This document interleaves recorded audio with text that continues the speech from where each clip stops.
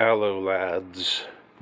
Well, uh, I've seen Oppenheimer twice now. Twice in its opening week of release.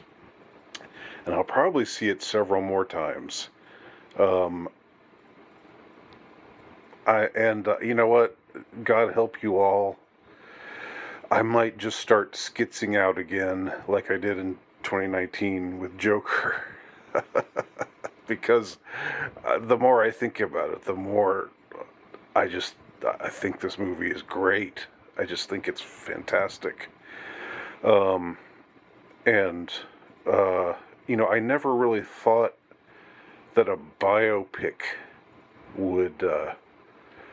There's something I think I've said this before, um, but it seems like there's often something just inherently mediocre about the biopic genre, because it's like inherently watchable. Did I say inherently again? Did I repeat inherently? Uh, it's innately watchable. Let's say that. Let's vary the adjectivals. Um, but it's innately watchable just because it's sort of got a familiar arc. It's like if it's about somebody famous, which it usually is, or infamous, then we see their rise, their meteoric rise, and then their fall from grace, and maybe their redemption, or maybe not. Um, but it's sort of, there's like, it's almost like comfort food. There's something about it that's just very familiar, but also just it very rarely breaks from these tropes, these cliches. The one exception that I can think of right now is Raging Bull, Martin Scorsese's Raging Bull. Um, but I really don't think Raging Bull is so much about the real Jake LaMotta. Jake LaMotta, the boxer, was sort of the starting point, and it sort of became about something else, somebody else. I don't, or I don't know how much it's anchored in the real Jake LaMotta, and there are probably things that were just smuggled into that movie by Schrader and by Scorsese. Schrader, the screenwriter, and Scorsese, the director. Um, that probably just makes it sort of be its own thing and not really be a biopic. That's just my impression. But Oppenheimer, it's a biopic. I mean, it's even named after the guy. That's so familiar for a biopic. Um, you like for the title, you just have the name of the person that it's about, the famous or infamous person that it's about, and this movie just has a pretty ordinary, pretty uh, pretty biopic typical title. Um, but there's nothing typical about this movie, and it it defies the mediocrity that generally surrounds the biopic. Um, and I'm not sure. I think it's a different case than with Raging Bull, because I don't think that the approach with this movie was uh, to just go off on its own, and I think there's uh, like they've really tried to be historically accurate. Um, but that's not to say that no story about anybody is going to be completely. I mean, it's going to take dramatic liberties, and it's going to condense things, and it's going to, you know, put words in the mouth of a character, or frame things a certain way, just to make it more palatable as a you know as as a tale, as a story. Um, okay, my arms were getting tired, so now I'm gonna just hold the phone like this. Sorry for the abrupt shift. Um, I don't think there's anything scandalous that you can see or anything that I don't want you to see, but I don't know. I don't fear your judgment about how this room looks. But anyway, the the interesting thing about this movie is just how riveting it is, and how it doesn't feel like it doesn't feel like it's, quote, based on a true story, or it doesn't feel biographical. Um, it feels like just a riveting story. Um, but but it does kind of follow the tropes, or the cliches, if you will, in a lot of ways, because we first see Oppie Baby as a young man, sort of struggling, and then he gets it together, and he has his rise to fame, uh, but the fame comes at a price, you know. Um, like, and that I'm saying it in a cliche, in this, faux dramatic sort of way, but I'm not. I don't feel that way. I mean, it, it's it. I'm not putting the movie down at all. I love the movie. Um, it's very rich. It's very textured.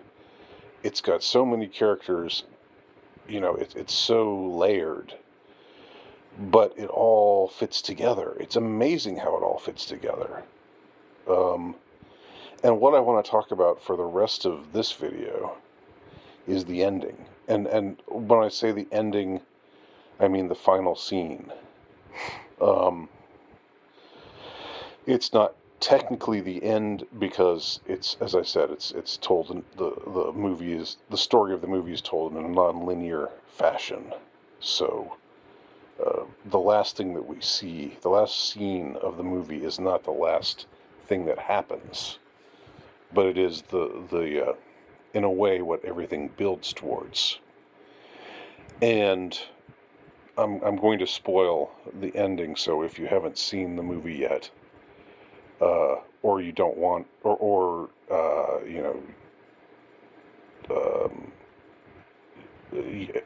if you don't want it spoiled, if you don't want to hear what happens in the final scene, if you think that would ruin your viewing experience, then you don't have to watch, or you shouldn't watch.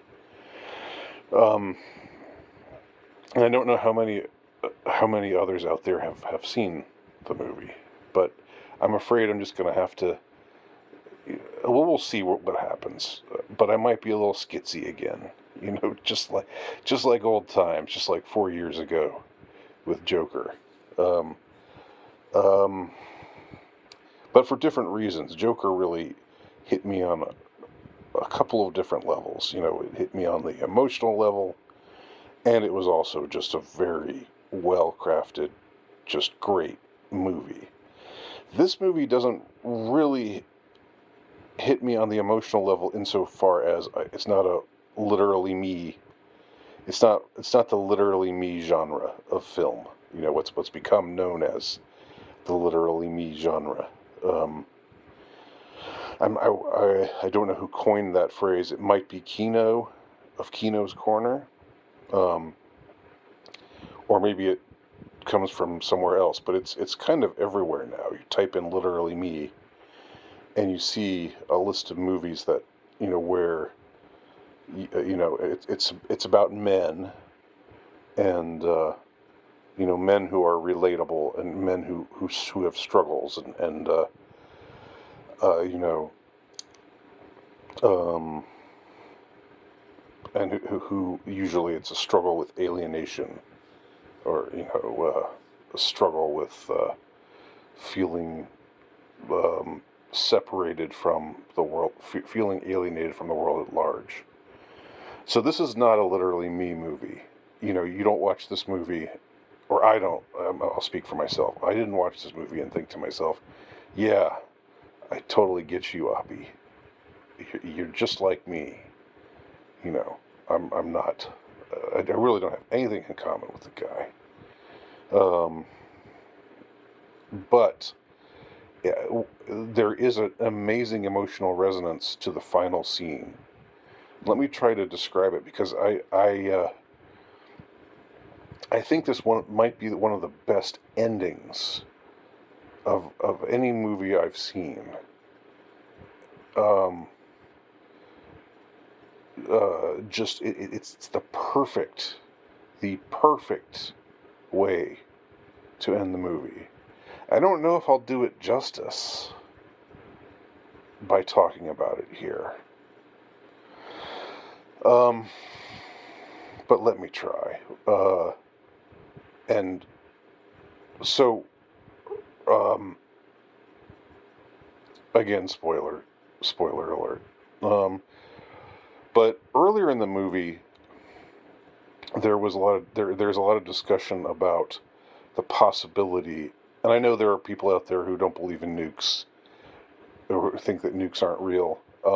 I get that. That's sort of part of the whole dissident right scene. That there are some people who disbelieve in nukes, just like there's the flat Earth people and what have you. But that's not even important to me. If you're watching the movie, in the world of the movie, uh, nukes are real. Okay, so um, when you're watching the movie, just like if you're reading a book or whatever, just if you're becoming part of the world of, or you're imbibing the world that's being shown to you, that's being displayed, then you uh, that just becomes part of your temporary consciousness, at least as you watch the movie. Now, I don't disbelieve in nukes myself, uh, but I know there are people who do, and I know they have their reasons. And anyway, here's what makes the ending so powerful. Earlier in the movie, there's discussion about, well, wait, if we create this atomic bomb, there's a chance that the the reaction, the chain reaction that sets off the bomb will just never stop. It'll just keep going and going and going, and it'll destroy the whole world. That's what one of the scientists, he does certain calculations, and he comes up with, he says, look at my calculations. This is a possibility. This could happen if we set off this nuke. If we create this weapon, it could just destroy the whole world. And then they look at it some more. They scrutinize his calculations, and they come to the conclusion that actually the chances of that happening are near zero, but not zero. They're near zero. They never say, like, what does near zero mean? Does it mean 2%? Because that would be still too much of a chance in my book. Or is it like 0.00001% of a chance that the whole world will be destroyed? But in any case, they come to the conclusion that it's near zero, and even it's like close enough to zero that they're just going to go forward with this whole project, this Manhattan project. But at the very end, we see two men, two brilliant scientists, uh, commiserating. And it's after World War II. It's after the the bombs were deployed uh, on Hiroshima and Nagasaki, and now uh, you know uh, Oppenheimer has thought about it a little bit more, and he's become reflective in ways that he wasn't for a variety of reasons, and some of those reasons are are indicting. Um, some of it is that maybe he wanted the glory of being the man who created the bomb, uh, and only afterwards realized or really took in the full moral gravity of it all. Um, so we're meeting him. It's several years. It's like 3 or 4 years after the war has ended. Um, and again, I have no idea if this exchange actually happened. It probably didn't. But you have Oppenheimer, who's like the man of the hour. He's the father of the atomic bomb, and immediately afterwards, he's just famous. People adore him because he won the war. Uh, but of course, afterwards, it was discovered that it was highly disproportionate. I don't think there's any reason why one should wipe out thousands or hundreds of thousands of civilians knowingly. I'm a adherent to just war notions, and that's obviously, to me, unjust. But in any case, they thought at the time, this is a destructive conflict, and it's gone on for so long, and now Oppenheimer finally ended it. He was it was a collaboration with lots of other people, but he was the it suggested the real brains behind it all. So he's talking to Einstein, who was in Oppenheimer's shoes. He was celebrated and feted, or you say fated? I don't know which of those it is. So I'll just say it both ways. I mean FETED. I mean celebrated. Um, 20 years before all of this, but he's sort of become passé, and Oppenheimer is like the new kid on the block, of scientific discovery and whatnot. But he says in the last moments of the movie, he says to Einstein, "Do you remember when we talked about the possibility that dropping this bomb could destroy the world?" And Einstein says, "Yes, I remember very well." And Oppenheimer says, um, "I'm thinking maybe we did. We did destroy the world." He puts it more poignantly than that. I can't remember the exact wording, but it's like uh, the way that he's been thinking about the whole notion of uh, the creation of this weapon, this deadly uh, destructive device that they called the gadget early on. This Promethean, this usurping of the gods. Now I am become death, destroyer of worlds. You know, it, and it just occurred to me, by the way, the destroyer of worlds thing. How that's cool. That's interesting as well. But anyway, it's like he at that moment says, um, we thought that we were in the clear because we set off, we tested the bomb, and it didn't, the world wasn't destroyed, so we thought that proved that that wasn't the case. But now, he said, I'm thinking maybe that was the case. That is what happened when we set off the bomb.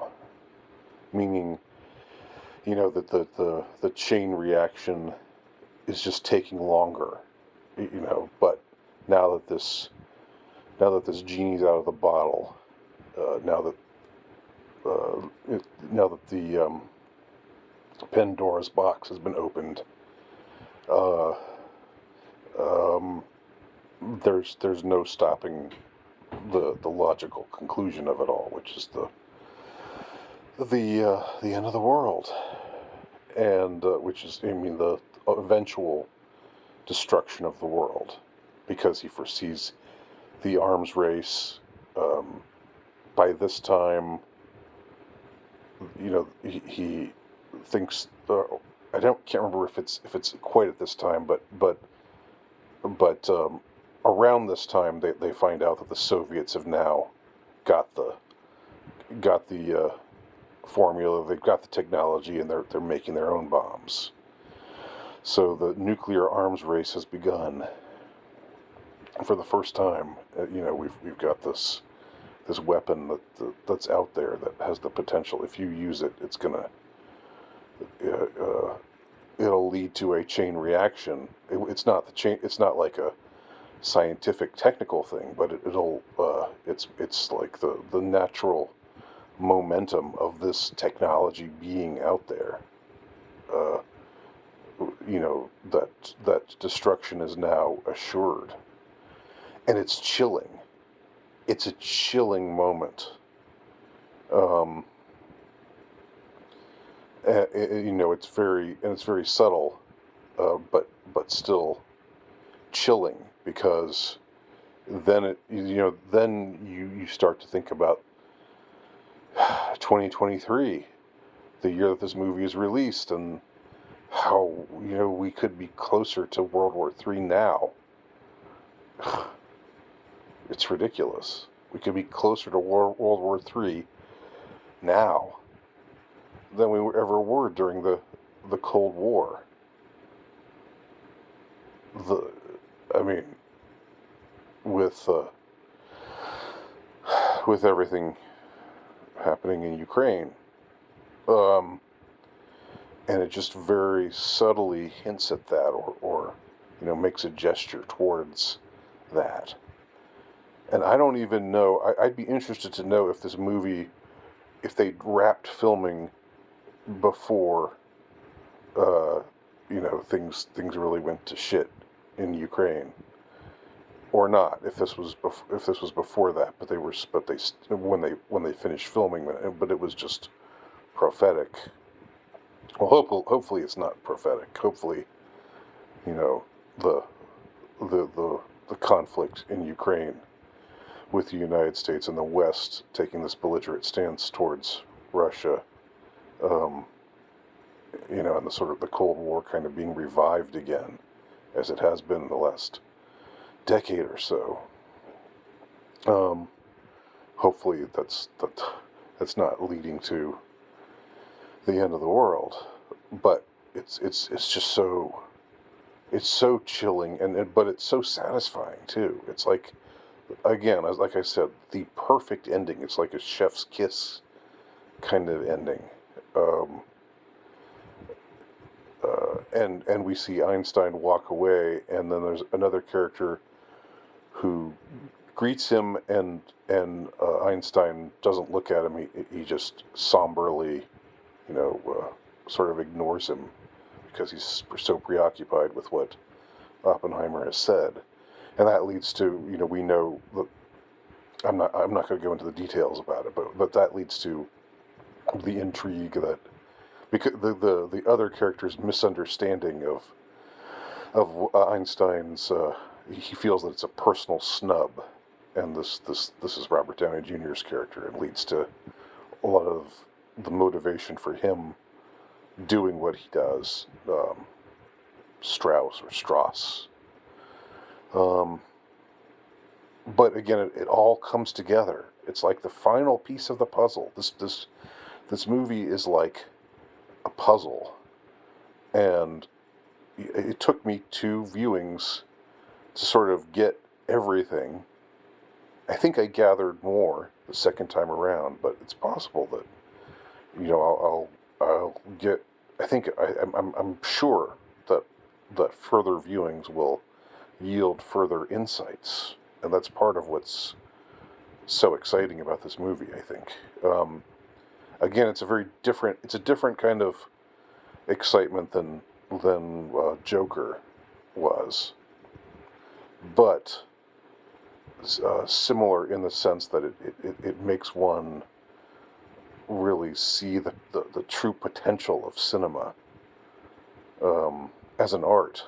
There's like I hate Hollywood, I hate the biz as much as everybody out there. I think, but we have to separate the biz from the art form that is cinema. And I think this.